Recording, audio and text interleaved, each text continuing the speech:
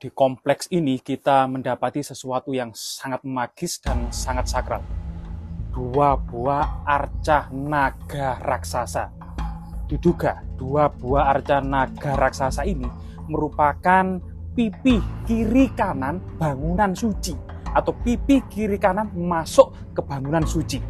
Dari beberapa arca yang ada, misalnya Linggayoni dan arca Wisnu ya, artinya Dewa Wisnu mengendarai Garuda, fragmennya diduga memang area ini bersifat Waisnawa atau Hindu Wisnu. Mana kemudian aliran Wisnu ini merupakan aliran yang berkembang mulai dari masa Airlangga awal abad ke-11 sampai kemudian Raja-Raja Kadiri antara tahun 1044 sampai 1222, hampir 2 abad lamanya. Masa kejayaan Kadiri merupakan masa kejayaan Waisnawa atau Hindu Wisnu, sebagaimana kemudian digubahnya kitab Bharatayuddha juga beraliran Wisnu.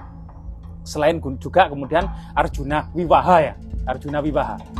Dalam filosofinya, naga Antaboga ini merupakan sebuah naga raksasa yang menopang seluruh alam semesta di atas mahkotanya. Sehingga naga ini juga simbol raja-raja kerajaan Kadiri. Begitu juga dalam cerita Angling Dharma.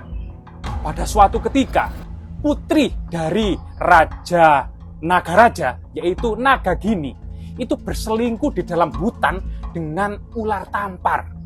Artinya, ini merupakan sebuah filosofi bahwasanya kasta Brahmana, para naga ini tidak boleh berselingkuh atau menikah dengan kasta Sudra atau ular tampar.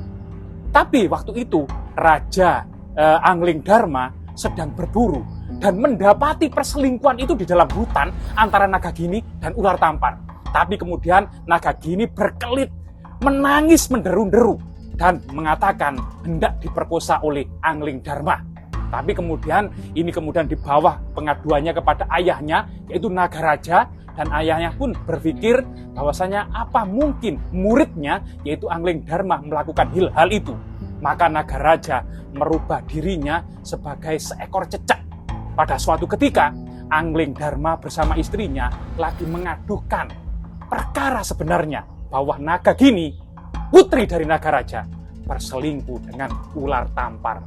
Akhirnya Nagaraja mengetahui duduk permasalahannya bahwa yang berbohong adalah Nagagini. Sehingga kemudian Angling Dharma, Prabu Angling Dharma ini kemudian dipanggil oleh Nagaraja, gurunya, kemudian diberikan sebuah ilmu untuk mengetahui percakapan hewan-hewan. Dikisahkan bahwasanya kemudian Prabu Angling Dharma bersenyum-senyum sendiri, seakan merahasiakan suatu hal, tapi istrinya kemudian cemburu bahwasanya ada sesuatu yang disembunyikan dari istrinya. Maka istrinya pun bersumpah bahwasanya cinta Prabu Angling Dharma harus sehidup semati. Artinya permaisuri Prabu Angling Dharma hendak kemudian menerjunkan ke dalam api pembakaran, yaitu sati, agar kemudian suaminya mengikuti. Tapi setelah kemudian permaisuri menerjunkan ke dalam kobaran api yang menyala-nyala dan berkobar hingga terbakar gosong. Tapi Prabu Angling Dharma mendengarkan percakapan 2 orang kambing yang mengatakan, bodoh raja itu, kenapa membela sampai mati istrinya dan melupakan urusan rakyat yang cukup banyak dan besar, urusan negara ini. Maka Prabu Angling Dharma pun berpikir ulang, buat apa saya menuruti 1 orang permaisuri dan mengorbankan urusan negara, urusan masyarakat banyak. Akhirnya Prabu Angling Dharma berkat memperhatikan percakapan 2 ekor kambing, akhirnya tidak jadi ikut menerjunkan ke dalam kobaran api istrinya.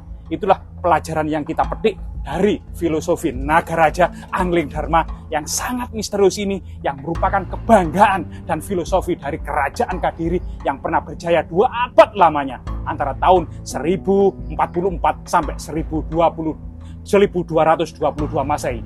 Jasmira ya, jangan sekali-kali melupakan sejarah. Rahayu ya. Dari situs semen yang merupakan 2 buah makara yang bermotif Nagaraja ini, kiri kanan diduga masuk bangunan suci. Banyak sekali artefak penting, di antaranya fragmen tembikar ya, yang bangunan suci, bahkan keramik Tiongkok itu cukup banyak. bahkan tembikar-tembikar dalam artian merupakan wadah untuk melakukan ritual pemujaan juga banyak. Batu bata kuno cukup banyak. Nah, pipisan dalam bentuk utuh inilah. Nah, ini pipisan dalam bentuk utuh ini ada. Nah, ini bentuk pipisan utuh ya. Nah, ini juga. Nah, ini pipisan lumpang. Nah, pipisan yang dalam bentuk lumpang ini juga utuh ada. Nah, ini luar biasa sekali fragmen-fragmen di sini. Artinya banyak mengandung unsur-unsur artefaktual yang sangat penting dan berjaya. Nah, juga di sini ada umpak batu ya. Umpak batu yang cukup besar dan cukup keramat. Banyak sekali. Nah, termasuk coba ke belakang ya. Ada beberapa setinggalan yang sangat monumental dan sangat bersejarah sekali. Jika kita ke bawah, ke sini ya. Nah, ini. Nah, ini banyak ada semacam fragmen jobong. Fragmen jobong ini merupakan sumur jobong, yang artinya di dekat sini ada sumur kuno, tempat mengambil air suci atau kebutuhan sehari-hari, termasuk lumpang batu dan lingga yoni. Nah, di sini ada yoni yang merupakan lambang dari Dewa Siwa ya, yang biasanya berpasangan dengan lingga. Lingga yoni ini merupakan lambang Dewa Siwa, termasuk kemudian lambang kesuburan, serta kemudian manifestasi kekuatan dan kekuasaan bagi seorang raja. Nah, disinilah kemudian adanya lingga yoni, yang artinya lokasi ini merupakan lokasi suci atau adanya bangunan suci pemujaan ya. Karena lingga yoni sendiri ini dipercaya sebagai perwujudan dari simbol Dewa Siwa. Lingga dan yoni. Lingga merupakan lambang Palus dan yoni merupakan lambang vagina. Ya, persatuan antara Palus dan vagina inilah yang kemudian merupakan simbol dari Dewa Siwa, lambang kesuburan, serta manifestasi kekuatan dan kekuasaan bagi seorang raja. Nah, disinilah kemudian ada beberapa batu lumpang kecil yang merupakan jejak perdupaan.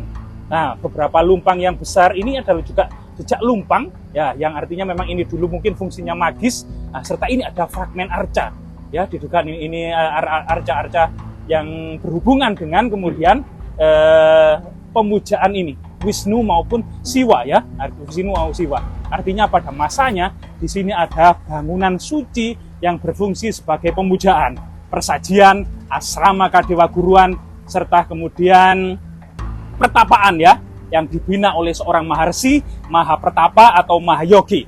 Semoga hal-hal seperti ini tetap lestari dan dilestarikan oleh warga, serta bisa memberikan edukasi tentang pengetahuan masa lalu ya, tentang kejayaan. Dan jika suatu daerah yang pernah berjaya di masa lalu, maka suatu saat nanti akan berjaya kembali. Jas merah, jangan sekali-kali melupakan sejarah.